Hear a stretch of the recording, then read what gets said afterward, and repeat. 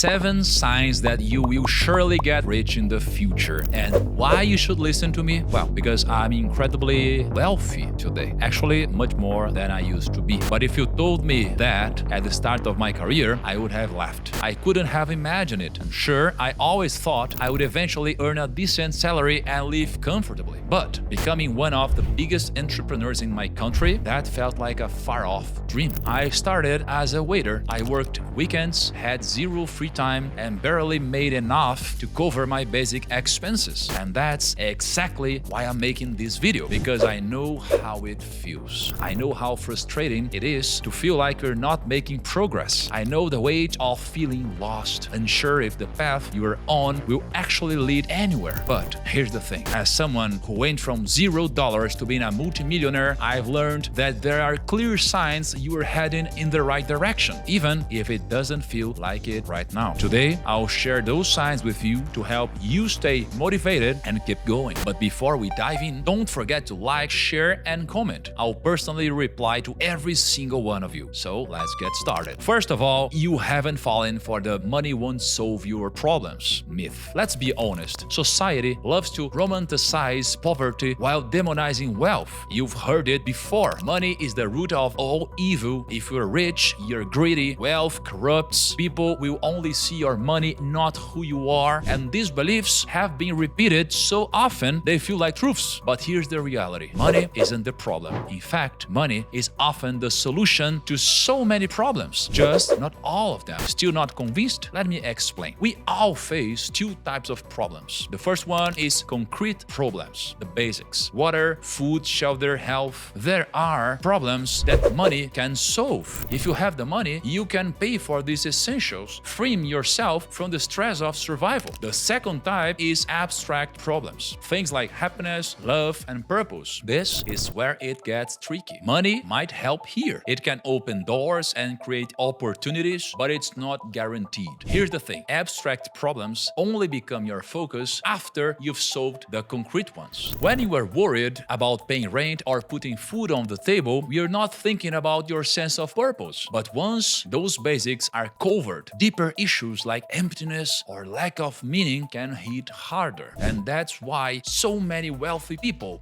who seem to have it all, end up falling apart. Think about Elvis Presley, king of rock and roll with unimaginable fame, fortune, and success. Yet, he fell into drug addiction and completely lost control of his life. His bills were paid, but the loneliness and pressure crushed him. Or consider lottery winners. They go from struggling to pay rent to having millions overnight. But many of them end up broke, emotionally drained, or worse. Suddenly, they're dealing with problems they never imagined. Family turning on them, losing old friends, or realizing money doesn't fix everything. So what's the takeaway? If you want to build wealth, you need to believe that money will solve many of your problems. That belief will drive you to earn more, and for much of your life, it's true. Money makes things easier. But here's the catch. It won't solve everything. My hope for you is this. When you have millions in your account, you also have something deeper, something that gives all that wealth meaning. Because true success isn't just about having money. It's about having purpose. The second sign is you prioritize buying assets whenever possible. Let me share a story with you. It's kind of funny, but also a little painful. It was my birthday, and I decided to celebrate at a Japanese restaurant. I invited my whole family, my closest friends, everyone was there. We ate like kings until we couldn't take another bite. Then the bill arrived. My dad looked at me, held my hand, and said, "Now you pay." He wanted to teach me a lesson in responsibility, and boy, did I learn it right there and then. But let me tell you, that lesson hit me harder in the pocket than anywhere else. Even at that time, though, I was starting to develop a mindset that would eventually help me grow financially. And that's exactly what I want to share with you today. Here's the deal. Whenever I thought about splurging on something like a fancy dinner, I would stop and ask myself, do I want to spend $150 for a fleeting moment of enjoyment, or would I rather invest that $150 and let it grow over time? Now, don't get me wrong, I still treated myself to those nice dinners. Life isn't just about cutting costs, but adopting this mindset changed the way I looked at money. And that's why that day I was so hurt. And I even had the money, but at that time I was wasn't yet a multimillionaire, I didn't have any money left, and for me, saving, it was very sacred. Now here's my question for you. When was the last time you stopped to think about how you were allocating your money before spending it? If you already do this, congratulations, you are on the right track. If not, let me give you a simple life-changing rule. Pay yourself first. But Thiago, I'm barely making it through the month. How can I save anything? And that's exactly why this rule is so important. Here's how it works. The moment your salary hits your account, take 10% and invest it immediately. Then leave off the remaining 90% as if that's your full paycheck. This one habit has the power to completely transform your financial future. And if you're already doing this, let me know in the comments. I would love to hear a story and let's keep growing together. The third sign is you know you are ignorant and you are learning more every day. Here's something life has taught me. There are things you know you know. There are things you know you don't know. And then there are things you don't even realize you don't know. With that in mind, I like to divide people into two groups. First, the intellectually humble. These are the people who understand they don't know enough. They're curious, they seek knowledge, and the more they learn, the more they realize just how much they still don't know. And the second, the intellectually arrogant. These are the people who don't even recognize their lack of knowledge. They don't bother learning because they believe they already know it all. And because they never see growth, they remain stuck in ignorance. The goal is to be intellectually humble, but here's the catch. Don't let it turn into mental obesity. And what's mental obesity? It's when someone consumes knowledge non-stop but never applies it. And you've probably seen these kind of people. They've read dozens of books, taken endless courses, but their life hasn't changed because they never put anything into action. Here's the thing. Knowing you are ignorant isn't the problem. The real issue is being okay with staying ignorant. If you are actively learning, growing, and most importantly, applying what you learn, you're on the right track. And let me tell you, that's a huge sign you've got what it takes to build wealth and succeed in the future. So keep pushing because you are doing great. And now the fourth sign is you don't compare yourself to others. Let's talk about Roger Federer, one of the greatest tennis players of all time. He started playing at 8 years old and has 103 career trophies to his name. Now, I also started playing tennis as a kid and even competed at a federated level. I still play, I love it, and I've put in years of practice. But let's be real, there's no way I can compare my skills to Federer's. And here's the point. Just because Federer is better than me doesn't mean I should stop playing tennis. On the flip side, I worked as an investment advisor for years in the financial market. If Federer tried to manage my clients' investments, he would probably struggle. Not because he's not smart, but because I had the experience and expertise that he doesn't. The lesson here, we all have different strengths. If everyone had the same skills, passions, and goals, society wouldn't work. Not everyone can be a doctor or an investment advisor or a tennis player or even a CEO, and that's a good thing. So stop comparing yourself to others, focus on what you're good at, hone your skills, and play your game, and that's how you win. Fifth sign is you walk fast on the sidewalk. There are two kinds of people in this world. Those who stroll slowly on the sidewalk and those walk fast or even run. And here's the point. You know that coworker who after lunch drags their feet back to the office, belly full, feeling tired, a mountain of tasks waiting, but still taking their sweet time? To me, that's a red flag. Why? Because it shows a lack of passion for what they do. When you are passionate about your work, you are different. You put in extra hours. You work on weekends. You value your time so much that even your pace reflects it. You walk fast. Now, don't get me wrong.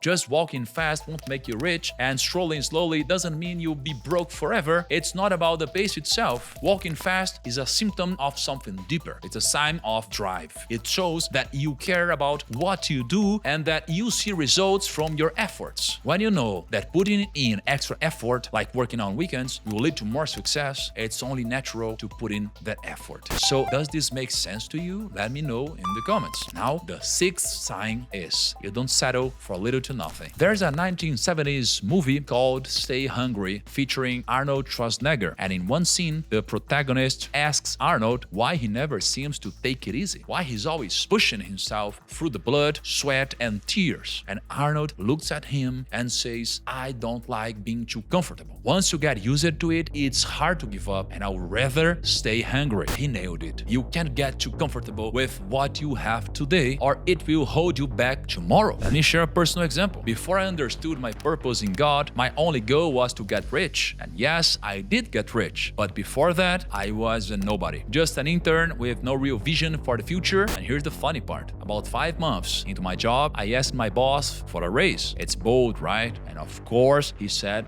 no. I was young and clueless. But as I worked there, I started observing. I noticed raises were rare and most employees were struggling financially. It hit me. If I stayed, my future would look just like theirs. Now, I could have settled, I could have stayed in that job, climbed the ladder, and lived a medium life. That's what most people would have done. But I chose a different path. In 2010, I pivoted to the financial markets. Why? Because I saw the potential. I realized how much money was flowing in that industry and how much of it I could earn if I worked hard. Here's what I learned in finance. Your income often depends on the size of the assets you manage. The harder you work, the more you grow your portfolio and the bigger the rewards. That taught me a critical lesson. Your environment matters. If your current situation isn't rewarding your effort, it's time to make a change. The right environment will value your work and pay off your efforts. So yeah, basically I'm saying that you should quit your job if it doesn't give your growth horizons. So be brave. This is the hard truth. I believe in hard work, but I also believe it's foolish to stay in a place that doesn't reward it. So don't settle, stay hungry. You got it? Let's keep pushing forward. And now, the 7th sign. Invest every month. Even when times are uncertain. Because the other day, a cousin left a comment on one of my YouTube videos in Brazil. He said, "Thiago, when the economy improves, I promise I'll start investing." And here's the truth. The economy will never be perfect. Waiting for the right time to invest, that's a mistake. You need to invest no matter the scenario, especially when things look bad. Let's take a moment. Look at the history of the American stock market and the main reasons people sold off back in 1987. It was Black Monday. In 2000, the dot-com bubble burst. 2008, the global financial crisis. 2020, the COVID-19 market crash. And if you had sold during any of these downturns, you would have missed out on 500% increase over time. Here's the key difference. Investors think long-term. Speculators think short-term. So what should you do? Let me break it down. First, don't buy weak companies. Avoid companies that crumble during tough times. Instead, focus on business that have stood the test of time, those with proven resilience and ability to thrive after a crisis. Second, recognize the value in declines. Because when the stock price of a great company drops, it's like a clearance sale. Think of it this way. If someone offered you a Rolex for $10, you'd grab it without hesitation, right? Because you know its value. Apply the same mindset to stocks. Because when you truly understand the value of a company, you'll see market declines as opportunities, not threats. And third, make investing a habit. Commit to investing consistently every month, no matter what the headlines say. Over time, consistency will be your greatest ally, will be your greatest ally. And here's the most important point. You are already ahead. The fact that you are here learning about investing and finance puts you on the right path. Will some of you make better investment choices than others? I'm pretty sure, but that's not what will define your success. What really matters is sticking to solid investment principles and staying the course. Now, I want to hear from you. Do you agree? Do you disagree? Or think there's another critical factor we should discuss? Drop your thoughts in the comments below.